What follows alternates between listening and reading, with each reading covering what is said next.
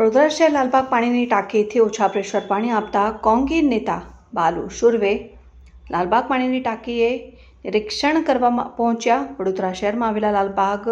પાણીની ટાંકીમાં પાણીનું લેવલ મેન્ટેન ન કરતા વોર્ડ નંબર 13ના વિસ્તારમાં ઓછા પ્રેશર આપવાની ફરિયાદો કોંગી નેતા બાળુ સુર્વે લાલબાગ પાણીની ટાંકીની મુલાકાત લીધી। ત્યાં અધિકારીઓ દ્વારા જણાવવામાં આવ્યું કે મહીસાગરની પાસે માટી અને કચરો ભેગો થવાથી લાઇનમાં પાણી ઓછું આવે છે અને બકરાવાડી પાણી પથ્થરગેટ નવાપુરા કહાર મોહલ્લા મદન ઝાપા રોડ તાંબોળીવાડ જેવા અનેક વિસ્તારોમાં ઓછા પ્રેશરમાં પાણી આપવામાં આવે છે, જેને લઈને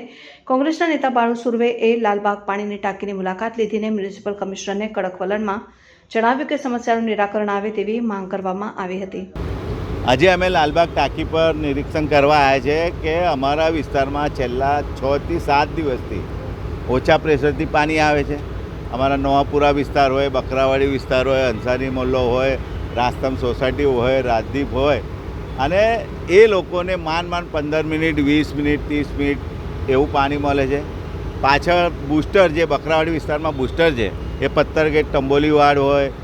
ખારવાવાડ હોય, બાજુમાં પથ્થરગેટ વિસ્તાર હોય, આજુબાજુ કાછિયાપોળ હોય, બાજુમાં દાંડિયા બજાર વિસ્તાર છે, જેલ ટાંકીથી જે વિતરણ થાય છે એ વિસ્તારમાં ગોવિંદ ભવન હોય, શંકર ટેકરી હોય, તમામ લોકોને અમે જે રજૂઆત કરી તો અમને એવું કહેવામાં આવે છે ખરેખર આ પાણી વિતરણ છોડવાના સમયે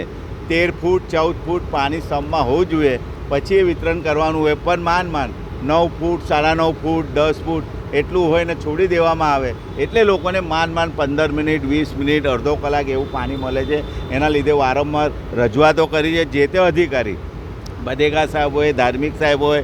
કે કમિશનરશ્રી, તમામને રજૂઆત કરી તો અમને એવો જવાબ આપવામાં આવે છે કે જે મહીસાગરથી જે પાણી આવે છે, કૂવામાંથી જે પાણી આવે એ કૂવાની અંદર માટી ભરાઈ ગઈ છે, રેતી ભરાઈ ગઈ છે, એનાથી પાણીની આવક ઓછી થઈ ગઈ છે, એના લીધે આવી પરિસ્થિતિ ઊભી થઈ છે। પણ છેલ્લા 7 દિવસથી આવી પરિસ્થિતિથી લોકો સવારથી 7 વાગ્યાથી એટલા અસંખ્ય ફોન કરતા હોય છે, લોકો અમારા ઘરે આવતા હોય છે, એટલે અમે હવે ટાંકી પર સ્થળ પર આવ્યા છે, જે તે અધિકારી જોડે વાતો કરી છે અને અમને એવું કીધું છે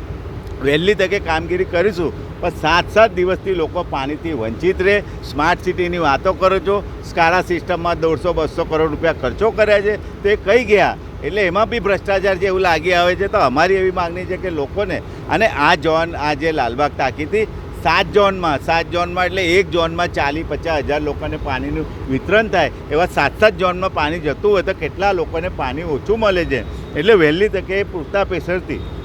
લોકોને પાણી મળે એવી અમારી ને વિસ્તારના લોકોની માંગ।